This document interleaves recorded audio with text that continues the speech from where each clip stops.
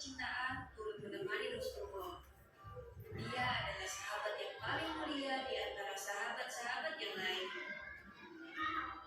Goa Sur adalah goa yang di dalamnya banyak dihuni binatang-binatang melata liar dan seringkali ditempati ular-ular berbisa.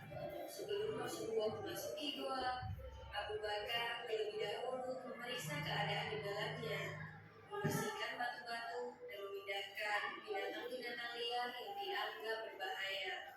Ketika dirasa cukup aman, ia pun segera mempersilahkan Rasulullah untuk masuk.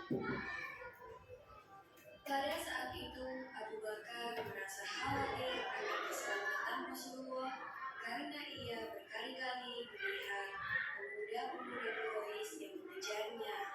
Kekhawatiran itu tidak dapat ia sembunyikan dari wajahnya hingga terlihat oleh Rasulullah. Untuk menenangkan Abu Bakar, Rasulullah bersabda, "Jangan kau berduka, sesungguhnya Allah bersama kita." Kejadian ini ada dalam Al-Quran Surat At-Taubah ayat 40. Karena perjalanan yang melelahkan, Rasulullah kelelahan dan tertidur di bangkuan Abu Bakar. Saat Rasulullah tertidur, Abu Bakar melihat sebuah lubang yang merupakan rumah dari ular berbisa tepat di samping ia duduk. Abu Bakar lalu menutup lubang itu dengan salah satu kakinya. Seketika itu juga, ular berbisa itu menggigit pergelangan kakinya. Abu Bakar tetap tidak bergerak sedikit pun. Sekujur tubuhnya mulai terasa panas ketika racun ular itu menjalar cepat di dalam darahnya. Abu Bakar tak kuasa menahan tangisannya ketika rasa sakit itu tak tertahankan lagi. Tanpa ia sadari, air matanya menetes mengenai pipi Rasulullah yang sedang berbaring. Rasulullah pun terbangun dan berkata, "Wahai hamba Allah, apakah engkau menangis karena menyesal mengikuti perjalanan ini?" "Tentu saja tidak, wahai kekasih Allah. Saya ikhlas mengikuti engkau kemanapun," jawab Abu Bakar. "Lantas mengapa engkau menjatuhkan air mata itu?" bertanyalah Rasulullah kepada Abu Bakar. "Seekor ular baru saja menggigit saya, wahai Rasulullah, dan racunnya menjalar begitu cepat ke dalam tubuhku," jawab Abu Bakar. Nabi Muhammad pun lalu berbicara kepada ular itu. "Tahukah engkau, wahai ular, jangankan kaki Abu Bakar, rambut Abu Bakar pun haram kau sakiti. Apakah engkau tidak mengerti bahwa aku adalah utusan Allah?" tanya Rasulullah. Pembicaraan Rasulullah dengan ular itu didengar pula oleh Abu Bakar. Ular itu pun menjawab, "Ya, aku mengerti engkau, wahai utusan Allah.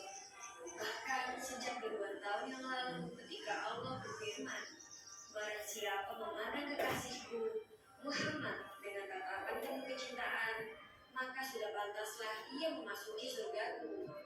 Aku pun berdoa dan memohon kepada Allah, 'Ya Allah yang Maha Pengasih, berilah aku kesempatan untuk memandang wajah kekasihmu dengan penuh kecintaan.' Lanjut sebulan. Allah lalu berfirman, 'Pergilah ke Jabal Sur, tunggu di sana, kekasihku akan datang pada waktunya.' Ribuan tahun aku menunggumu di sini. Selama itu pula aku menahan kerinduan untuk berjumpa dengan engkau, wahai Rasulullah. Namun ketika aku hendak keluar, kaki Abu Bakar menutupi lubang rumahku. Maka kugigitlah dia. Aku sama sekali tidak ada urusan dengan Abu Bakar.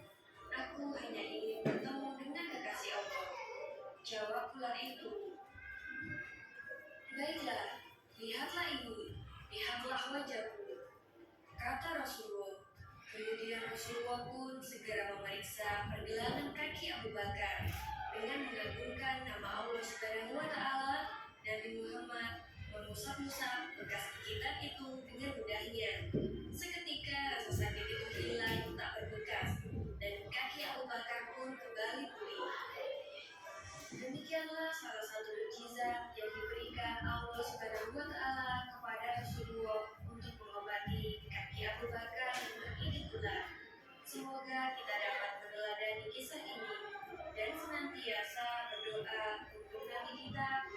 Shallallahu Alaihi Wasallam sebagai bentuk kerinduan kita.